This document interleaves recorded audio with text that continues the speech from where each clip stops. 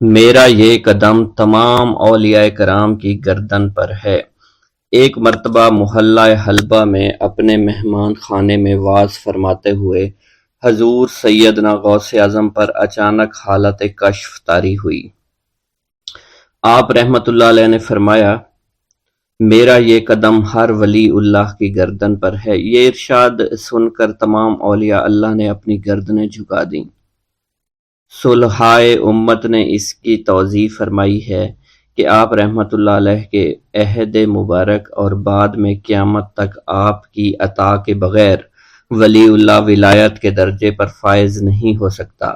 سلطان الہند حضرت خواجہ معین الدین چشتی المعروف خواجہ غریب نواز اس وقت خراسان کے پہاڑوں پر مجاہدات میں مشغول تھے۔ انہوں نے بھی حضور سیدنا غوث اعظم کا ارشاد گرامی سن کر اپنی گردن جھکا دی اور یوں عرض گزار ہوئے، آپ کے قدمین شریفین میرے سر اور میرے آنکھوں پر ہیں۔ حضور سیدنا غوث اعظم فرماتے ہیں کہ میں 10 برس کی عمر میں اپنے شہر کے مکتب میں حصول علم کے لیے جایا کرتا تھا۔ اس وقت میرے ساتھ ملائکہ بھی ہوتے تھے جو میرے آگے پیچھے میری حفاظت کے لیے چلتے تھے۔ جب میں مدرسہ پہنچتا تو یہ منادی کرتے تھے، اللہ کے ولی کے لیے جگہ خالی کر دو۔ چنانچہ وہ میرے لیے جگہ خالی کر دیتے تھے۔ ایک مرتبہ میں نے ایک ایسے شخص کو دیکھا جس نے فرشتوں کی آواز سن کر کہا، جس میں کوئی مزاحمت نہ ہوگی، کہ یہ ایک نہایت معزز گھرانے کا فرد ہے اور عن قریب اس کو وہ عظمت حاصل ہوگی جس میں کوئی مزاحمت نہ ہوگی، اور اس کو ایسا قرب نصیب ہوگا کہ اس کو کوئی فریب نہ دے سکے گا۔ پھر 40 برس بعد میں نے اس شخص کو پہچانا۔ وہ شخص ابدالوں میں سے تھا۔ حضرت شیخ ابو سعود احمد بن بکر حریمی سے مروی ہے کہ حضور سیدنا غوث اعظم نے فرمایا کہ میں 55 سال تک تنہا عراق کے بیابانوں میں پھرتا رہا۔ میں لوگوں کو نہ جانتا، لوگ مجھے نہ جانتے۔ اسی دوران میرے پاس رجال الغیب اور جنات تشریف لاتے جنہیں میں طریقت اور اصول کی تعلیم دیتا تھا۔ ابتدا میں جب میں عراق میں داخل ہوا تو حضرت خضر میرے ہم سفر بنے، اور بعد میں اس وقت ان کو پہچانتا نہ تھا، اور اس کے ساتھ میرا معاہدہ ہوا کہ میں ان کے کسی حکم کی خلاف ورزی نہیں کروں گا۔ ایک مرتبہ انہوں نے مجھے ایک جگہ بیٹھنے کا حکم دیا اور میں اس جگہ 3 سال تک بیٹھا رہا۔ سال میں ایک مرتبہ حضرت خضر میرے پاس تشریف لاتے، فرماتے کہ یہی تیرا مقام ہے جہاں تجھے پہنچایا گیا ہے۔ اس عرصہ کے دوران تمام نفسانی خواہشات مجھ پر انسانی شکل میں وارد ہوئیں، لیکن اللہ عز و جل نے مجھے ہر موقع پر استقامت عطا فرمائی اور مجھے ان خرافات سے بچائے رکھا۔ ابتدا میں میرا نفس مجاہدہ کا کوئی طریقہ اختیار کرتا تو میں اس پر قائم ہو جاتا اور کسی چیز کو قبول نہ کرتا تھا۔ ایک طویل مدت تک اپنا گلا گھونٹتے ہوئے میں مدائن کے جنگلوں میں مجاہدات میں مشغول رہا۔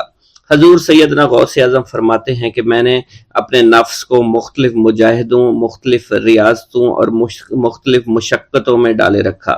1 سال تک میں گری ہوئی چیزیں اٹھا کر کھاتا رہا، دوسرے سال پانی پر گزارا کیا، اور تیسرے سال نہ میں نے کچھ کھایا، نہ پیا اور نہ ہی سویا۔ ایک مرتبہ شدید سردی کی وجہ سے میں ایوان کسریٰ کے کھنڈرات میں سویا تو رات بھر میں 40 مرتبہ طبیعت خراب ہوئی۔ حضور سیدنا غوث اعظم فرماتے ہیں، ہر سال ایک بزرگ آتے اور وہ مجھے جبہ دے کر چلے جاتے۔ اسی طرح میں نے بے شمار طریقوں سے دنیا اور نفس سے چھٹکارا پانے کی کوشش کی۔ لوگ مجھے دیوانہ سمجھتے تھے۔ میں برہنہ جسم جنگلوں میں چلا جاتا اور کانٹوں پر لوٹتا شور مچاتا تھا۔ میرا تمام بدن سے خون جاری ہو جایا کرتا تھا اور لوگ مجھے اٹھا کر شفا خانے لے جایا کرتے، جہاں میری حالت مزید بگڑ جاتی۔ ایک وقت ایسا بھی آیا جب مجھ میں اور مردہ میں کوئی فرق نہ تھا۔ لوگ کفن لے کر آئے، غسال کو بلوایا کہ وہ مجھے غسل دے دیں۔ ابھی انہوں نے مجھے غسل دینے کے لیے تختہ پر ڈالا ہی تھا کہ میری حالت درست ہو گئی۔ میں اٹھ کھڑا ہوا۔ طریقت کی ان پرخطر راہوں میں نہ تو میں کبھی خوف زدہ ہوا اور نہ کبھی میرا نفس مجھ پر غلبہ پا سکا، اور نہ ہی دنیا کی آرائش مجھے حیران کر سکی۔ حضور سیدنا غوث اعظم فرماتے ہیں، شیطان نے میرے گرد بے شمار جال بچھائے۔ جب میں نے اس سے کہا کہ یہ کیا ہے تو اس نے کہا، یہ دنیاوی چیزیں ہیں اور میں ان جالوں سے تم جیسوں کو شکار کرتا ہوں۔ میں نے 1 سال تک شیطان کا مقابلہ کیا، اس کے بچھائے ہوئے تمام جالوں کو ختم کر دیا۔ اس کے بعد میرے سینے کو کھول دیا گیا اور مجھ پر بے شمار خلائق ظاہر ہوئے۔ حضور سیدنا غوث اعظم فرماتے ہیں میں نے دریافت کیا کہ یہ اللہ کیسے ہیں؟ جواب ملا کہ یہ خلق کے اسباب ہیں جو تم سے ملے ہوئے ہیں۔ میں سال بھر ان کی جانب متوجہ رہا یہاں تک کہ وہ مجھ سے جدا ہو گئے۔ جب مجھ پر میرا باطن ظاہر کیا گیا تو میں نے اپنے قلب کو بہت سے علائق سے ملوث پایا۔ میں نے دریافت کیا کہ یہ علائق کیا ہیں؟ جواب ملا یہ تمہارے ارادے، تمہارے اختیارات ہیں۔ چنانچہ 1 سال تک ان کی جانب متوجہ رہا کہ وہ مجھ سے دور ہو گئے۔ میرا قلب ان تمام غلاظتوں سے نجات پا گیا۔ پھر مجھ پر میرے نفس کو ظاہر کیا گیا، میں نے اس کا مشاہدہ کیا، مجھے معلوم ہوا اس کے ساتھ کچھ امراض اور بھی ہیں اور نفس کی خواہشات زندہ ہیں، نفس کا شیطان سرکش ہے۔ چنانچہ میں نے سال بھر پھر توجہ دلائی اور میرے نفس کے تمام امراض سرے سے ہی ختم ہو گئے اور اس کے شیطان نے کلمہ پڑھ لیا اور پھر میرے تمام امور اللہ کے لیے ہو گئے اور میں اپنی ہستی سے باہر نکل آیا۔ حضور سیدنا غوث اعظم فرماتے ہیں پھر میں توکل کے دروازے پر آیا تاکہ میرا مقصد پورا ہو، لیکن جب میں نے توکل کے دروازے پر پہنچا تو بے شمار لوگ موجود تھے۔ میں اس ہجوم کو چیرتا ہوا آگے بڑھا اور شکر کے دروازے پر پہنچ گیا، یہاں پر بھی لوگوں کا جمع غفیر موجود تھا، اس سے بھی چیرتا ہوا آگے بڑھا اور مشاہدہ کے دروازے پر پہنچ گیا اور یہاں پر موجود ہجوم کو چیرتا ہوا اندر داخل ہوا، حتیٰ کہ سب سے آخر میں مجھے فقر کے دروازے پر لایا گیا۔ فقر کا دروازہ خالی تھا۔ جب اس دروازہ میں داخل ہوا تو دیکھا جن جن چیزوں کو میں نے ترک کیا تھا وہ سب یہاں موجود تھیں۔ یہاں مجھے ایک بہت بڑے روحانی خزانے کی فتوحات سے نوازا گیا اور میرے لیے تمام دنیا کے خزانے کھول دیے گئے۔ مجھے روحانی عزت، دائمی فنا اور خالص آزادی عطا فرمائی گئی۔ میری تمام چیزیں جو میری ہستی اور میری صفات سب معدوم ہو گئیں اور میری ہستی کی جگہ کسی اور نے لے لی۔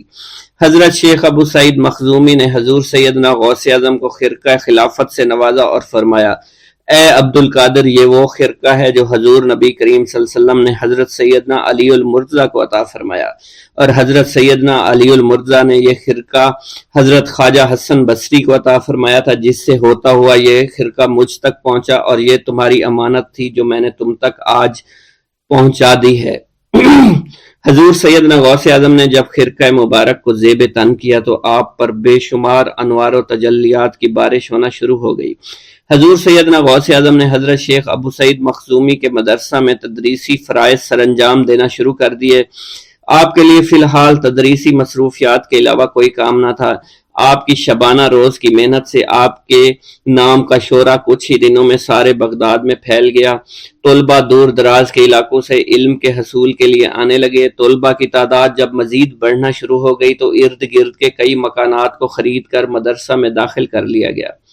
کتب سیر میں منقول ہے کہ 528 ہجری میں آپ مدرسہ نظامیہ کی وسیع عمارت تعمیر فرما چکے تھے۔ اس مدرسہ کی تعمیر میں آپ نے بحیثیت مزدور بھی حصہ لیا تھا۔ حضرت شیخ ابو الخشاب سے مروی ہے کہ میں جوانی میں جب علم نحو پڑھ رہا تھا تو لوگوں نے مجھے حضور سیدنا غوث اعظم کے پاس جانے کا مشورہ دیا، اور اس کی وجہ سے مجھے بھی اشتیاق ہوا کہ میں آپ کا واز سنوں۔ ایک مرتبہ کچھ لوگوں کے ہمراہ آپ کی مجلس میں دوستوں کے ہمراہ حاضر ہوا۔ آپ نے میری جانب توجہ کرتے ہوئے فرمایا ہماری صحبت اختیار کر لو۔ چنانچہ میں نے آپ کے فرمان کے مطابق آپ کی صحبت کو اختیار کر لیا۔ آپ نے مجھے علم نحو کے علاوہ علوم عقلیہ اور تقلد حاصل کیے جس سے مجھے کوئی واقفیت پہلے نہیں تھی۔ 1 سال کے عرصہ میں آپ کی نظر کرم سے میں نے وہ علوم حاصل کر لیے جو گزشتہ اتنی عمر گزارنے کے باوجود بھی مجھے حاصل نہیں ہوئے تھے۔ منقول ہے حضرت شیخ بقا بن بطو، شیخ علی بن ہیتی اور شیخ کیلوی جب حضور سیدنا غوث اعظم کے مدرسہ میں آتے تو جھاڑو دیا کرتے تھے اور چھڑکاؤ کرتے تھے، لیکن آپ کی اجازت کے بغیر کبھی اندر داخل نہ ہوتے تھے۔ اجازت ملنے کے بعد آپ حضرات اندر داخل ہوتے اور اجازت ملنے پر ہی بیٹھتے تھے۔ آپ سے امان طلب کرتے اور امان مل جانے کے بعد مؤدب ہو کر بیٹھ جاتے۔ جس وقت آپ کہیں جانے کا ارادہ کرتے تو یہ حضرات سواری کے ہمراہ چلتے۔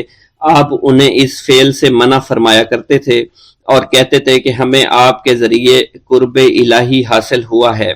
حضرت شیخ محمد قائل الادنیٰ سے مروی ہے کہ ایک مرتبہ حضور سیدنا غوث اعظم سے دریافت کیا گیا کہ آپ کی بزرگی اور عظمت کا راز کیا ہے؟ آپ نے فرمایا کہ میں کبھی جھوٹ نہیں بولتا اور کبھی کسی سے کذب بیانی نہیں کرتا۔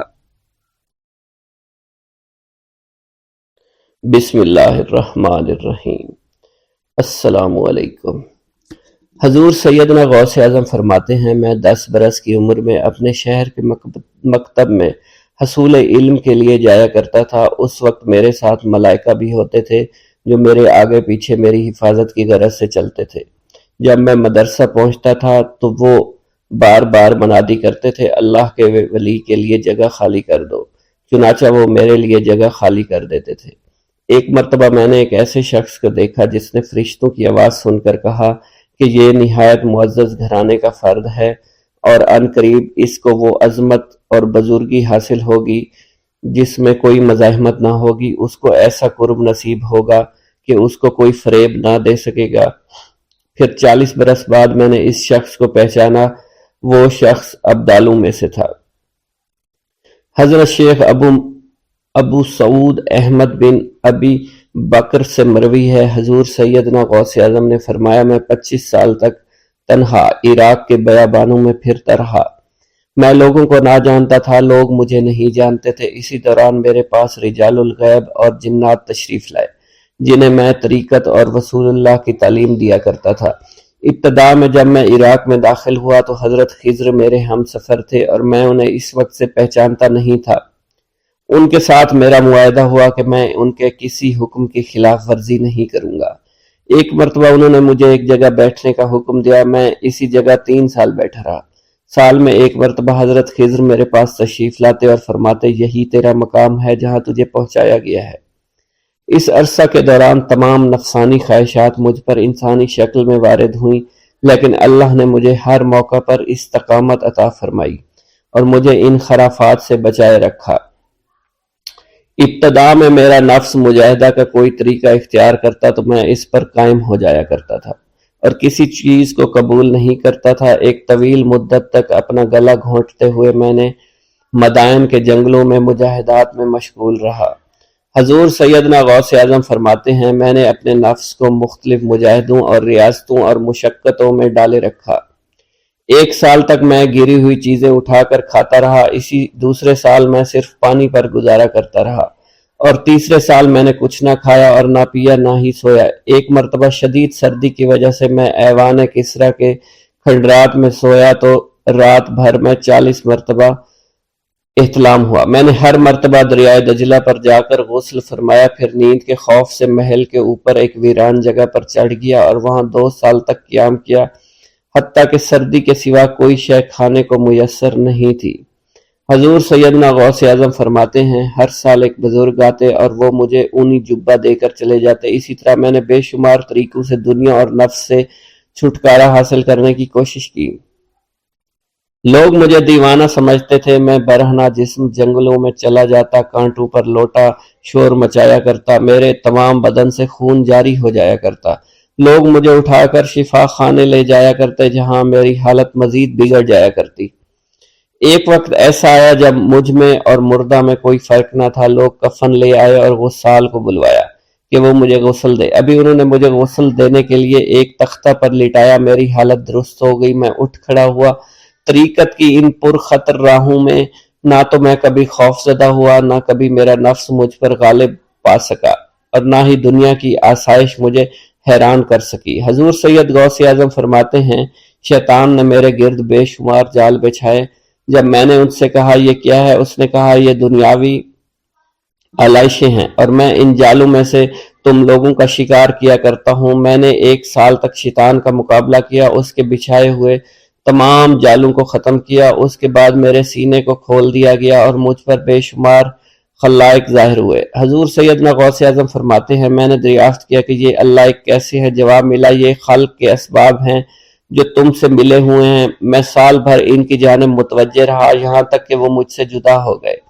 جب مجھ پر باطن ظاہر ہوا تو میں اپنے قلب کو بہت سے علائق سے ملوث پایا۔ میں نے دریافت کیا یہ علائق کیا ہیں؟ جواب ملا یہ تمہارے ارادے، تمہارے اختیارات ہیں۔ چنانچہ 1 سال تک ان کی جانب متوجہ رہا، یہاں تک کہ وہ سب علائق مجھ سے دور ہو گئے اور میرا قلب ان غلاظتوں سے نجات پا گیا۔ حضور سیدنا غوث اعظم فرماتے ہیں پھر میں نے توکل کے دروازے پر آیا میرا مقصد پورا ہو، لیکن جب میں توکل کے دروازے پر پہنچا بے شمار لوگ وہاں موجود تھے۔ میں ہجوم کو چیرتا بڑھا اور شکر کے دروازے پر پہنچ گیا، یہاں بھی لوگوں کا جمع غفیر موجود تھا، اسے بھی چیرتا آگے بڑھا اور مشاہدہ کے دروازے پر پہنچ گیا، یہاں پر موجود ہجوم کو بھی چیرتا ہوا اندر داخل ہوا، حتیٰ کہ سب سے آخر میں مجھے فقر کے دروازے پر لا دیا گیا۔ فقر کا دروازہ خالی تھا۔ جب میں اس دروازے میں داخل ہوا تو دیکھا جن جن چیزوں کو میں نے ترک کیا تھا وہ سب یہاں موجود تھی۔ یہاں مجھے ایک بہت بڑے روحانی خزانے کی فتوحات سے نوازا گیا، میرے لیے تمام دنیا کے خزانے کھول دیے گئے، مجھے روحانی عزت، دائمی غنا اور خالص آزادی عطا فرمائی گئی۔ میری تمام چیزیں جو میری ہستی اور میری صفات سب معدوم ہو گئی تھی، وہ میری ہستی کی جگہ کسی اور نے لے لی تھی۔ حضرت شیخ ابو سعید مخزومی نے حضور سیدنا غوث اعظم کو خرقہ خلافت سے نوازا اور فرمایا اے عبد القادر، یہ وہ خرقہ ہے جو حضور نبی کریم صلی اللہ علیہ وسلم نے سیدنا علی المرتضیٰ کو عطا فرمایا۔ سیدنا علی المرتضیٰ نے یہ خرقہ خواجہ حسن بصری کو عطا فرمایا، جس سے ہوتا ہوا یہ مجھ تک پہنچا، اور یہ تمہاری امانت تھی جو میں نے تم تک پہنچا دی۔ حضور سیدنا غوث اعظم نے جب خرقہ مبارک کو زیب تن کیا تو آپ پر بے شمار انوار و تجلیات کی بارش ہونا شروع ہو گئی۔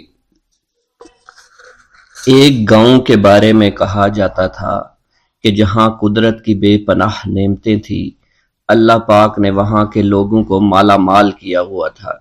ایسی نعمتیں کہ جن نعمتوں کو دیکھ کر انسان اکثر مغرور ہو جایا کرتے ہیں، مگر وہاں پر کچھ مسلمان تھے، اور سب سے بڑی اور بری بات یہ تھی کہ وہاں کے تمام لوگ کافر تھے۔ وہ کفار اپنی دولت پر بہت فخر کیا کرتے تھے، کیونکہ ان میں ہر ایک انسان بہت دولت مند تھا، ہر ایک کے پاس بے بہا پیسے تھے، کسی کو پیسوں کی کمی نہیں تھی۔ وہاں کے سردار کی ایک اکلوتی بیٹی تھی جس کو سردار بے پناہ پیار کرتا تھا۔ اس سردار کی بیٹی بے پناہ مغرور، ظالم، گھمنڈی تھی۔ وہاں پر غریب لوگ صرف مسلمان ہی تھے، تمام کافر ایک دوسرے کی مدد کیا کرتے تھے، لیکن مسلمانوں کی مدد کرنے والا وہاں پر کوئی نہ تھا، وہاں پر انہیں کوئی دیکھنے والا نہ تھا۔ سردار کی بیٹی کو کالے جادو میں خوب مہارت حاصل تھی، اور وہ جادو کی وجہ سے وہاں پر رہنے والے غریبوں پر بہت ظلم کیا کرتی تھی۔ تمام مسلمان اس سے بے حد پریشان تھے، اور وہ لوگوں کو غلام بناتی اور مزدور بناتی تھی۔ اگر ان میں کوئی اس کی بات نہ مانتا تو اس کو قیدی بنا کر اپنے اشاروں پر نچایا کرتی تھی۔ اس بستی میں چونکہ اکا دکا مسلمان تھے جن کا کوئی پرسان حال نہیں تھا، کوئی بھی ان کو بچانے والا نہیں تھا۔ جب وہ سردار کی بیٹی کے ظلم حد سے بڑھ گئے تو مسلمانوں میں سے ایک بوڑھے شخص نے اللہ کے حضور گڑ گڑا کر دعائیں کی، اے اللہ، ہمارے چند نسلیں جو یہاں پر بچی ہوئی ہیں، ان نسلوں کو تو بچا لے۔ یہ سردار کی بیٹی جس نے ہمارا جینا دشوار کر رکھا ہے، یہاں کوئی بھی انسان ہمارا حال نہیں پوچھتا، اور نہ ہی ہمارے پاس مال و دولت ہے، اور نہ ہی ہمارے پاس جسمانی طاقت بچی ہے۔ یا اللہ، ہمارے لیے کوئی ایسا بندہ بھیج جو نہ صرف طاقتور ہو بلکہ اس جادوگرنی یعنی سردار کی بیٹی کو بھی ہرا سکے۔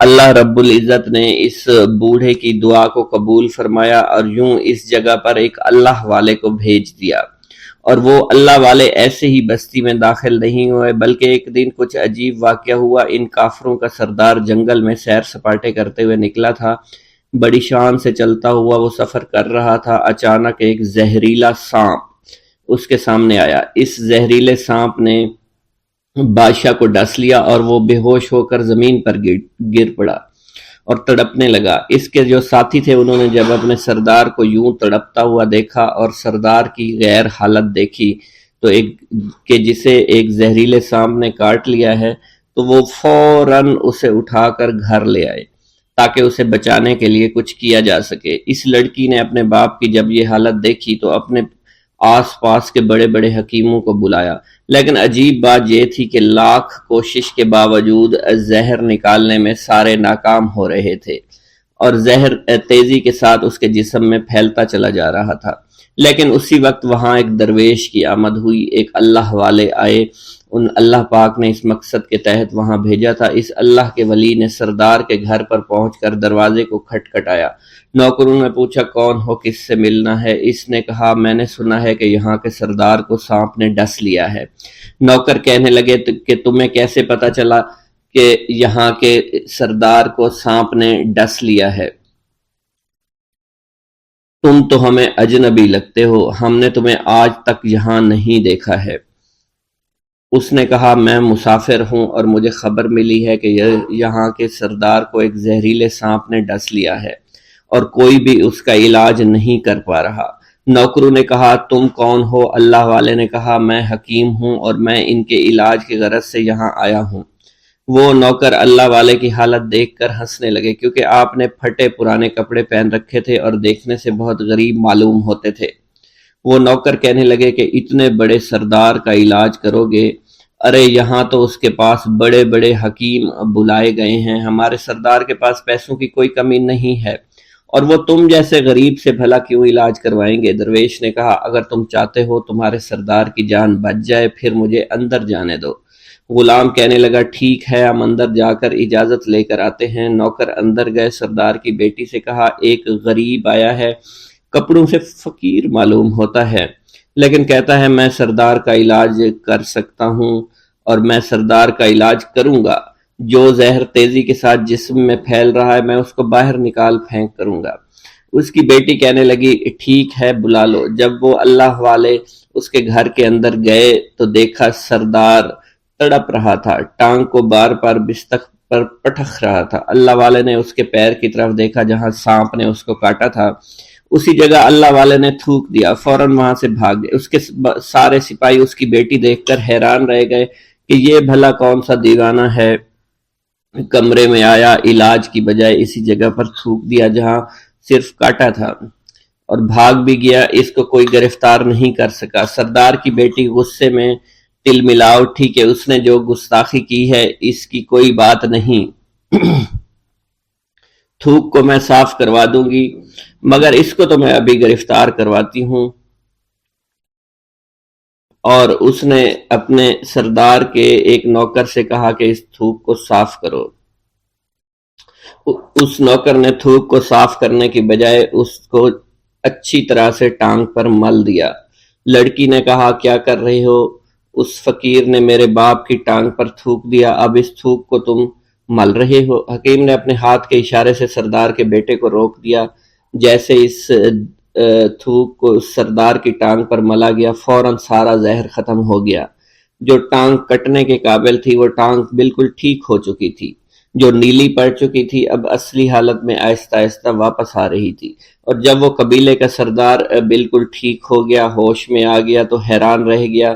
اسے بتایا کہ فقیر بابا کے تھوک کی وجہ سے آپ ٹھیک ہوئے ہیں۔ اس نے کہا وہ بزرگ تو ہمارے لیے مسیحا ہے، تم لوگوں نے انہیں جانے کیوں دیا؟ انہیں میرے پاس لے کر آؤ، انہوں نے ہم پر بہت بڑا احسان کیا ہے، ہم اس کے احسان کا بدلہ ضرور چکائیں گے۔ اس کی بیٹی جو خاموشی سے باپ کو دیکھ رہی تھی اس نے کچھ بھی نہ کہا۔ گاؤں کے سردار کے کہنے پر سارے سپاہی اللہ والے کو ڈھونڈنے کے لیے نکل گئے۔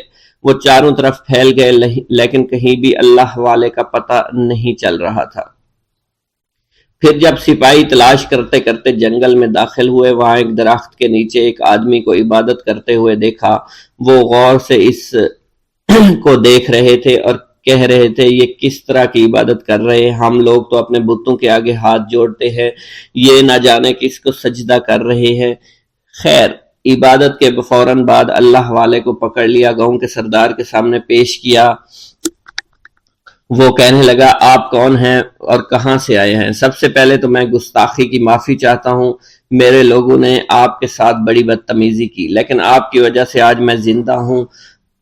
ہم گناہ گاروں کی وجہ سے آپ جیسے لوگوں کو بہت تکلیف ہوئی ہے، اس لیے میں معذرت چاہتا ہوں۔ آپ سے درخواست کرتا ہوں کہ آپ میری طرف سے یہ قیمتی لباس یعنی کپڑے اور عربی گھوڑا قبول کیجئے۔ اللہ والوں نے اس کی طرف مسکرا کر دیکھا اور کہا یہ گھوڑا، یہ لباس بہت قیمتی ہے، مگر یہ لباس پہن کر اس گھوڑے کے لیے گھاس کاٹوں گا تو کیا اچھا لگوں گا؟ سردار نے کہا فکر نہ کریں، گھوڑے کے ساتھ ساتھ ہم آپ کو نوکر بھی دیں گے۔ اللہ والے نے کہا کہ اتنی مال و دولت اور نوکروں کے ساتھ میں اکیلا رہوں گا؟ گاؤں کا سردار بولا حضور آپ کی یہ بات سن کر میں سوچ میں گم ہو گیا ہوں، لیکن یہ میری بیٹی آپ کے سامنے حاضر ہے۔ بیٹی حیرت سے اپنے باپ کو دیکھ رہی تھی کہ میرا باپ اب کیا کہنے والا ہے۔ سردار نے کہا میری بیٹی جسے آپ نے دیکھ لیا ہے اس کی شادی میں آپ سے کر دوں گا، مگر ایک شرط ہے کہ آپ کو اپنے مذہب کو چھوڑنا پڑے گا۔ میرے سپاہیوں نے آپ کو عبادت کرتے ہوئے دیکھا ہے، جہاں تک ہمارے معمولات ہیں ہم بتوں کے آگے سجدہ کرتے ہیں اور ان کی عبادت کرتے ہیں، اور آپ جس کے آگے سجدہ کرتے ہیں وہ اللہ ہے، یعنی آپ مسلمان ہیں، اس لیے آپ کو اپنا مذہب چھوڑنا پڑے گا۔ کیا آپ ایسا کر سکتے ہیں؟ اللہ والے نے کہا کہ مجھے ایک بات بتائیے، آپ سب کچھ دیکھ رہے ہیں، آپ نے مجھے یہ بھی دعا دی کہ میری اولادیں ہوں اور آپ کی نسل آپ کی بیٹی سے چلے گی۔ مجھے ایک بات بتائیں، اگر ان بچوں میں سے کسی بچے کو خدا نہ خواستہ کچھ ہو گیا تو کس کو رونا پڑے گا؟ سردار نے جواب دیا اگر خدا نہ خواستہ کچھ ایسا ہوا تو رونا مجھ کو ہی پڑے گا۔ اللہ والا نے مسکرا کر کہا اگر یہ سارا مال لے کر مجھے رونا ہی پڑا تو آپ اپنا گھوڑا، اپنی دولت، اپنی بیٹی، ہر چیز اپنے پاس رکھ لو۔ میں خوش ہوں، میں مسلمان ہوں، میں ٹھیک ہوں۔ اگر یہ تمام چیزیں لے کر مجھے اپنا محلہ چھوڑنا پڑے تو میں اپنی جان دے کر بھی اپنے مذہب کو نہیں چھوڑوں گا۔ جس طرح آپ نے مجھے نوازا ہے، میں اسی رب کے دین کو چھوڑ کر چلا جاؤں گا۔ صرف چند پیسوں کی خاطر میں ہر دن پیسہ نہیں کر سکتا، اور اپنی درویشی میں بہت خوش ہوں۔ اللہ نے مجھے جس مقصد کے لیے بھیجا تھا وہ میرا مقصد پورا ہو جائے گا۔ گاؤں کے سردار نے پوچھا، یہ کہہ کر وہ اللہ والے جانے لگے تو سردار نے درویش کو رک جانے کا کہا اور کہنے لگے میں نے مال دے کر تمہیں آزمایا اور تمہیں پرکھا، لیکن تم اپنے مذہب کو چھوڑنے پر راضی نہیں ہو۔ اگر تم یہی سب کرنے آئے تھے تو تمہیں اس بات کا ڈر نہیں؟ کیا تم نہیں جانتے ہم کتنے طاقتور ہیں، اور میری بیٹی اپنے عمل میں اتنی ماہر ہے کہ تمہیں یہاں کھڑے کھڑے ابھی جنگلی جانور بنا سکتی ہے۔ اللہ والے نے کہا کہ اس نے جنگلی جانور کمزور لوگوں کو بنایا ہوگا، یہ مجھے جانور بنا کر تو دکھائے۔ اس سے پہلے کہ گاؤں کا سردار اپنی بیٹی سے کچھ کہتا کہ اس پر وار کرو، اللہ والے نے جادوگرنی پر ایسی پھونک ماری کہ وہ اسی وقت ایک بہت بڑی چھپکلی بن گئی۔ وہ کچھ بھی نہیں کر پا رہی تھی، وہ چھپکلی اتنی بڑی تھی کہ وہاں پر جتنے بھی انسان کھڑے تھے ان سب میں سب سے زیادہ اونچا اس کا قد تھا۔ وہ چھپکلی اللہ والے کے پاس آئی، اپنا زہر اس پر اگلنا چاہتی تھی کہ اسی وقت اس نے اس کے منہ پر تھوک دیا۔ تھوکنے کی دیر تھی، وہ چھپکلی جلنے لگی اور جس سے گرمی کی وجہ سے اس کا چہرہ پگھل رہا تھا، اس کا چہرہ جل کر کالا ہو چکا تھا۔ وہ مرنے والی تھی کہ سردار دوڑتا ہوا قدموں میں آ کر گر پڑا اور معافی مانگنے لگا اور کہنے لگا حضور اس گستاخی کے لیے میں معذرت خواہ ہوں، آپ مجھے معاف کر دو، میں نے سچ میں آپ کو بہت کمزور سمجھا تھا، آپ کو آپ کا مذہب سے ہٹانا چاہا تھا۔ اگر میری بیٹی ٹھیک ہو جائے تو میں سچ کہتا ہوں یہاں پر جتنے لوگ ہیں ہم پوری کی پوری بستی مسلمان ہو جائیں گے۔ اللہ والے نے کہا کہ ہم تمہیں اپنے دین میں شامل کرنے کے لیے یہ سب نہیں کر رہے، بلکہ تم لوگ مسلمان بھائیوں پر جو ظلم کرتے ہو وہ ظلم کو ختم کرنے کے لیے ہم یہاں آئے ہیں۔ ہمارے دین میں جبر اور ظلم نہیں۔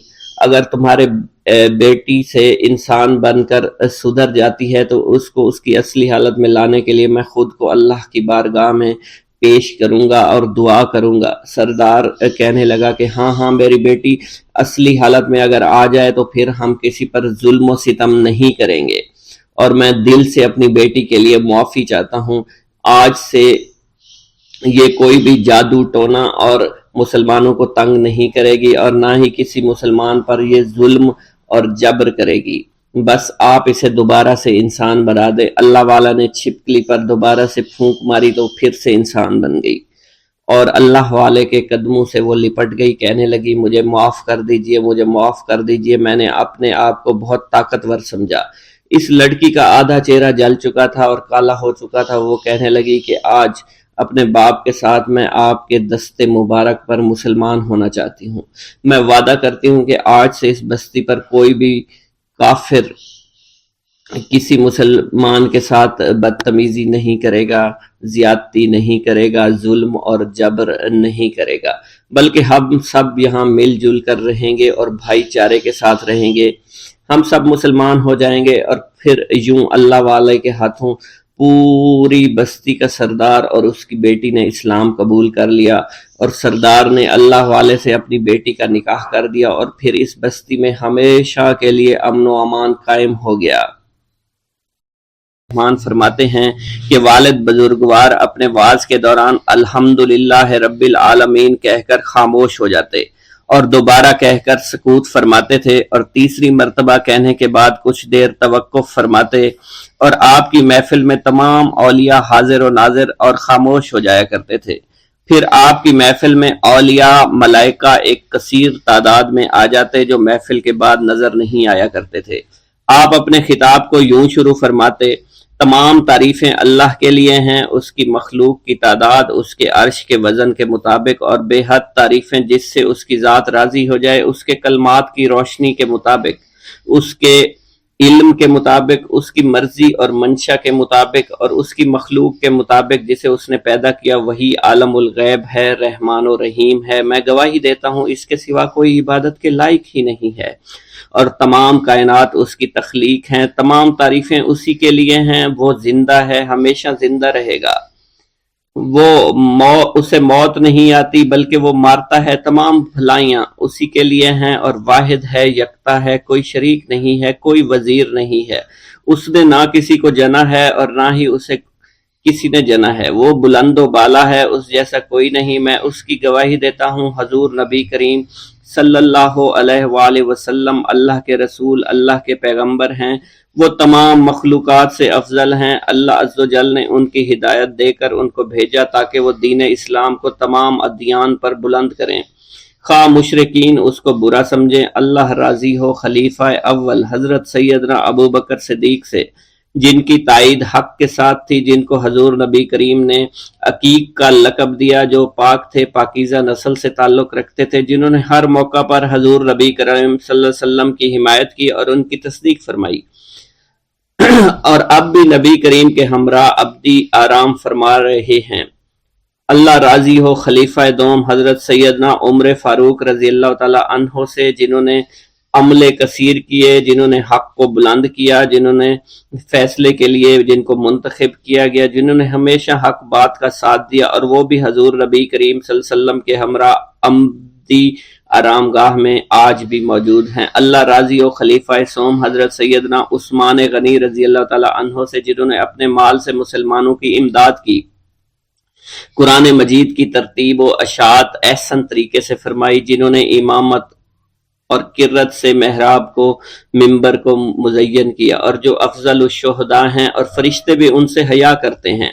اللہ راضی ہو خلیفہ چہارم حضرت سیدنا علی المرتضیٰ سے، جو شجاعت و جواں مردی میں بے مثل ہیں، حضور نبی کریم صلی اللہ علیہ وسلم کے چچا زاد بھائی اور داماد ہیں۔ آپ دین اسلام کے امام و عالم ہیں، اور جن کے لیے حضور نبی کریم صلی اللہ علیہ وسلم نے فرمایا کہ میں تم پر فدا ہو جاؤں۔ اللہ راضی ہو حسنین کریمین حضرت سیدنا امام حسن امام حسین سے، جن کی نیکیاں تا حشر قائم رہنے والی ہیں اور جن کے مراتب بے مثل ہیں۔ اللہ نے ان کے قلوب کو نیکیوں کی جانب مائل کیا۔ اے اللہ تو ہمارے رازوں اور دلی کیفیات سے واقف ہے، ہمیں ہر عمل کرنے اور برائی سے بچنے کی توفیق عطا فرما، اور ہمیں گناہوں کی لذت سے بچا، ہمیں اپنے ما سوا سے محفوظ رکھ اور اپنی مشغولیت عطا فرما۔ بے شک اللہ کے سوا کوئی عبادت کے لائق نہیں، جو چاہتا ہے وہی ہوتا ہے، اور وہی قوی اور وہی عظیم ہے۔ اے اللہ ہمیں غفلت سے بچا اور ہمارے اوپر وہ بوجھ نہ ڈال جو تو نے پہلی امتوں پر ڈالا۔ اے ہمارے رب العالمین ہمیں معاف فرما اور ہماری مغفرت عطا فرما، کیونکہ تو ہی ہمارا رب ہے، تو ہی ہمارا مولا ہے، آمین۔ حضرت شیخ عبداللہ جبائی کا قول ہے کہ حضور سیدنا غوث اعظم رحمت اللہ علیہ نے مجھ سے ارشاد فرمایا کہ میرے نزدیک کھانا کھلانا اور حسن اخلاق افضل اور اعلیٰ ہیں۔ آپ کے پاس کبھی پیسہ نہیں ٹھہرا کرتا تھا، اگر صبح کے وقت آپ کے پاس 1000 دینار آ جاتے تو شام تک وہ غریبوں اور محتاجوں میں تقسیم ہو جایا کرتے تھے۔ حضور سیدنا غوث اعظم کی پرورش نہایت ہی بابرکت ماحول میں ہوئی۔ آپ نے ابتدا میں گوشہ نشینی اختیار کی اور خود کو دنیاوی غلاظتوں سے پاک رکھا۔ آپ نے 51 برس کی عمر میں شادی کی۔ جب آپ سے اس بارے میں دریافت کیا گیا تو آپ نے فرمایا، جب مجھے حضور نبی کریم صلی اللہ علیہ وسلم نے نکاح کی اجازت دی تو میں نے نکاح کر لیا۔ حضور سیدنا غوث اعظم نے اپنی ذات کو اللہ عز و جل کی خوشنودی کے لیے وقف کر رکھا تھا۔ آپ کی راتیں جاگ کر گزرا کرتی تھی اور ساری رات آپ مراقبہ اور مشاہدہ میں گم ہوا کرتے تھے۔ آپ کی عادت مبارکہ تھی کہ آپ سجدہ کو دراز کیا کرتے تھے اور بیٹھ کر مراقبہ فرمایا کرتے تھے۔ اسی دوران آپ کا جسم مبارک نورانی شعاؤں کے زیر اثر ہوتا اور کئی مرتبہ آپ نورانی شعاؤں میں غائب ہو جایا کرتے تھے۔ حضرت شیخ ابو عبداللہ بن حسنین بن ابی الفضل فرماتے ہیں کہ حضور سیدنا غوث اعظم کے بعض دہقانی مریدین ہر سال آپ کے لیے گیہوں بوتے تھے اور جائز طریقہ سے اسے پالتے تھے۔ پھر آپ کے بعض مریدین اسے پیستے اور آپ کے لیے ہر روز 4-5 روٹیاں پکاتے اور شام کو آپ کے پاس روٹیاں لے کر آیا کرتے تھے۔ آپ حاضرین میں ایک ایک ٹکڑا تقسیم کر دیتے اور جو بچ جاتا وہ اپنے لیے رکھ لیا کرتے تھے۔ حضرت شیخ خضر حسنی سے منقول ہے، حضور سیدنا غوث اعظم ایک شکستہ دل فقیر کو دیکھا۔ آپ نے اس سے اس کی کیفیت کے متعلق دریافت کیا تو اس نے کہا کہ میں آج دریا کے کنارے گیا اور ملاح سے کہا مجھے دریا کے پار لے جائے۔ اس نے انکار کر دیا۔ میں اپنے اس افلاس کے سبب پریشان اور شکستہ دل ہوں۔ ابھی اس فقیر کا کلام جاری تھا کہ ایک شخص آپ کی خدمت میں حاضر ہوا اور 30 دینار آپ کی خدمت میں پیش کیے۔ آپ نے وہ دینار اس فقیر کو دے دیے اور فرمایا کہ اس ملاح سے کہنا کہ کسی فقیر کا سوال رد نہ کیا کرے۔ حضرت شیخ معمر ابو المظفر فرماتے ہیں، میں نے حضور سیدنا غوث اعظم سے زیادہ کسی کو درگزر فرمانے والا آج تک نہیں دیکھا۔ آپ کی عطا کا یہ علم تھا، ایک محفل میں 400 لوگوں کو ولایت کے مقام اعلیٰ تک پہنچا دیا کرتے تھے۔ بھوکوں کو کھانا کھلانا، بیواؤں کی حاجت روائی کرنا آپ کا معمول تھا۔ جب کسی بیمار کے متعلق سنتے تو فوراً اس کی عیادت کے لیے تشریف لے جایا کرتے تھے۔ فقراء کو آپ رحمت اللہ علیہ کے در سے بغیر سوال کیے عطا ہو جایا کرتا تھا۔ حضور سیدنا غوث اعظم نے فرمایا کہ مخلوق سے کنارہ کشی سے پہلے علم حاصل کرو، کیونکہ جو شخص علم کے بغیر عبادت کرتا ہے وہ اصلاح سے زیادہ فساد میں مبتلا ہو جاتا ہے۔ تمہیں چاہیے کہ شمع شریعت اپنے ہمراہ لے کر علم کی روشنی میں علم عمل کرو، پھر اللہ تعالیٰ تمہیں علم لدنی کا وارث بنا دے گا جس سے تم ناواقف ہو۔ تمہیں چاہیے کہ تمام اسباب و ذرائع سے تعلق منقطع کر کے رشتہ داروں اور احباب سے جدائی اختیار کرو، تاکہ تم اپنے زہد کی وجہ سے اپنی قوت باطنی اور اپنے حسن ادب کا مشاہدہ کر سکو۔ خدا کے علاوہ تمام عالم و اسباب سے اس خوف سے منقطع ہو جاؤ تاکہ تمہاری شمع معرفت نہ بجھ جائے، اور جب تم 40 دن اپنے رب کے لیے مخصوص کر دو گے تو تمہارے قلب سے حکمت کے چشمے جاری ہو جائیں گے اور تم معرفت الہی کی تپش کا مشاہدہ کرنے لگے گے جس کو حضرت موسیٰ علیہ السلام نے اپنے شجر قلب پر محسوس کیا تھا۔ اس کیفیت کے بعد تم اپنے نفس و خواہش، اپنے شیطان سے، اپنی طبیعت اور اپنے وجود سے کہو گے کہ ٹھہر جا، میں نے اس آگ کا مشاہدہ کر لیا ہے جو قلب موسیٰ علیہ السلام پر روشن ہوئی تھی۔ اس کے بعد تمہارے قلب میں باطن سے یہ آواز آنے لگے گی کہ میں ہی تمہارا رب ہوں، میری ہی عبادت کرو، میرے غیر کی اطاعت سے گریزاں ہو جاؤ، میرے سوا کسی سے تعلق مت رکھو، میری معرفت حاصل کر کے میرے غیر کو فراموش کرو، غیر سے اعراض کر کے میرے علم، میرے قرب، میرے ملک اور میری سلطنت کی جانب متوجہ رہو۔ جب تمہیں بقا الہی حاصل ہو جائے تو تمہاری زبان پر اندہ جاری ہو جائے گا اور تمام حجابات رفع ہو کر قلب سے کدورت زائل ہو جائے گی اور نفس کو مکمل سکون حاصل ہو جائے گا۔ پھر جب اس کے الطاف غالب ہو جائیں گے تو تمہیں خطاب کیا جائے گا، اے قلب، فرعون نفس کی طرف توجہ کر اور اس کو راہ ہدایت پر چلاتا ہوا میری جانب آ لے اور اس سے کہہ دے کہ میرا ہی اتباع کریں۔ پھر انہیں رشد کے راستے پر ہدایت کر کے اس سے تعلق قائم کر اور اس کے بعد پھر قطع تعلق کر کے دوبارہ استوار کر لے اور اسی طرح سے کرتا رہے۔ حضرت شیخ و معمر سے منقول ہے، فرماتے ہیں ایک مرتبہ میں حضور سیدنا غوث اعظم شیخ عبد القادر جیلانی رحمۃ اللہ علیہ کی خدمت میں حاضر تھا۔ آپ بیٹھے کچھ لکھ رہے تھے، اسی دوران چھت سے 3 مرتبہ مٹی گری، چوتھی مرتبہ ایسا ہوا آپ نے جلال میں آ کر اس جگہ دیکھا جہاں سے مٹی گر رہی تھی، اسی دوران ایک چوہا اس جگہ سے نیچے گرا اور مر گیا، یہ چوہا ہی وہاں سے مٹی کھود رہا تھا۔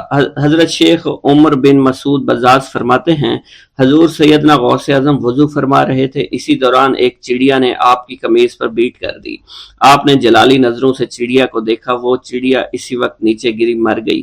آپ نے وضو سے فارغ ہونے کے بعد قمیض کے اس حصے کو دھویا اور پھر اپنی قمیض مبارک اتار کر مجھے دی اور فرمایا اس کو فروخت کر کے اس کی رقم کو خیرات کر دو، یہ اس کا بدلہ ہے۔ حضور سیدنا غوث اعظم کے زمانہ میں بہت ہی گناہگار شخص تھا، اس کے دل میں آپ سے بے پناہ محبت تھی۔ جب اس کے مرنے کے بعد دفن کیا گیا تو قبر میں منکر نکیر نے سوالات کیے تو اس نے سوال کے جواب میں عبد القادر جواب دیا۔ منکر نکیر نے اللہ کی بارگاہ میں اس کے جواب کو پیش کیا، حکم ہوا اگرچہ یہ بندہ فاسقوں میں سے ہے لیکن یہ میرے محبوب سید عبد القادر جو کہ صادقین میں سے ہیں ان سے محبت رکھتا ہے۔ بغداد کے محلہ باب العز کے قبرستان میں سے ایک قبر سے مردہ کے چیخنے کی آواز آنے لگی۔ لوگوں نے حضور سیدنا غوث اعظم کی خدمت میں عرض ہو کر عرض کیا، آپ نے دریافت کیا کیا صاحب قبر نے مجھ سے خرقہ پہنا؟ لوگوں نے عرض کیا ہمیں اس کا علم نہیں۔ آپ نے دریافت کیا کیا یہ میری محفل میں کبھی شریک ہوا؟ ہمیں اس کا علم نہیں۔ آپ نے پھر دریافت کیا کیا کبھی میرے پیچھے نماز پڑھی؟ نہیں معلوم۔ آپ نے مراقبہ فرمایا اور آپ کے چہرہ مبارک پر جلالیت کے آثار نمودار ہو گئے۔ بعد ازاں آپ نے چہرہ مبارک پر وقار ظاہر ہوا اور آپ نے فرمایا کہ اس شخص نے میری زیارت کی، مجھ سے حسن ظن رکھا، اسی وجہ سے اللہ نے اس پر رحم فرما دیا ہے، چنانچہ اس کے بعد کبھی قبر سے آواز نہیں آئی۔ منقول ہے حضرت شیخ ابو الحسن علی بن وہب ازجی بیمار ہو گئے، حضور سیدنا غوث اعظم عیادت کے لیے تشریف لائے تو آپ نے وہاں ایک قمری اور ایک کبوتری کو دیکھا۔ حضرت شیخ ابو الحسن نے آپ سے عرض کی کہ یہ کبوتری 6 ماہ سے انڈے نہیں دے رہی اور قمری 9 مہینے سے بول نہیں رہی۔ آپ نے کبوتری سے فرمایا تو اپنے مالک کو فائدہ پہنچا اور قمری سے فرمایا تو اپنے خالق کی تسبیح کر۔ چنانچہ قمری نے اسی وقت کوکو کرنا شروع کر دیا، یہاں تک کہ بغداد کے لوگ اس کی آواز سننے کے لیے جوق در جوق جمع ہونا شروع ہو گئے اور کبوتری نے بھی انڈے دے دیے اور ان سے بچے نکلے۔